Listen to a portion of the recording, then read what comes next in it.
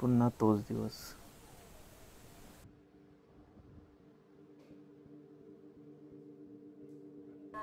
मामा कुठे गेला? अरे तिकडे बसले. मामा मामा मामा हा, गुड मॉर्निंग. Good morning. हा इथे बसलाय. मामा बोळवलीची हवा खूपच वेगळी आहे. गावी आल्यावर गावची हवा मस्तच असते. ते तरच आहे.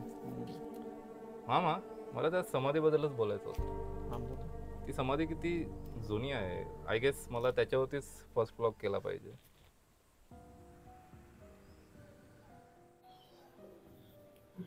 सगळं सुरू झालं 3 महिन्यांपूर्वी. जेव्हा तो इथे आला, मी त्याला सांगितलं होतं, इथल्या कुठल्याच गोष्टीला हात लावू नकोस. ना भिंतींना, ना झाडांना, ना त्या समाधीला. आणि त्या समाधीखाली दडलेल्या त्या शापित नाण्याला. पण त्याने ऐकलं नाही. त्याने ते केलं आणि त्या क्षणापासून सगळं बदललं. आणि तीच रात्र परत परत घडू लागली. आता फक्त तो नाही, ती गोष्ट आपल्या मागे आहे.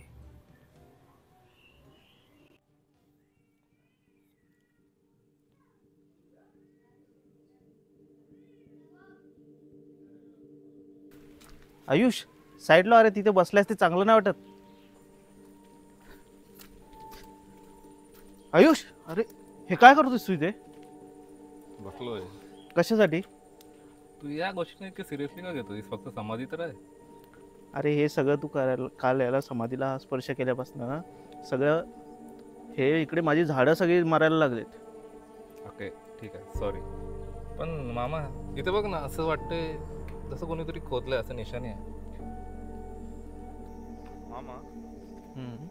नेहमी तुझ्या डोळ्यात एक भीती पाहतोय समाधीबद्दल, असं का? मामा मला हे कालच माहिती वाटलं. आणि मला एक नोट भेटलं, त्यामध्ये ऑलमोस्ट हँडरायटिंग माझ्यासारखं की हे सगळं थांबावं लागेल. आणि मला एक सिक्का भेटला आणि आपण अडकलोय ते मला माहिती आहे.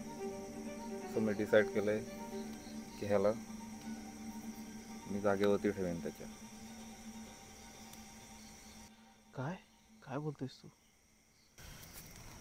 मामा मरण्याची भीती ही 105 संपली होती. आता मला सर्व माहिती आहे.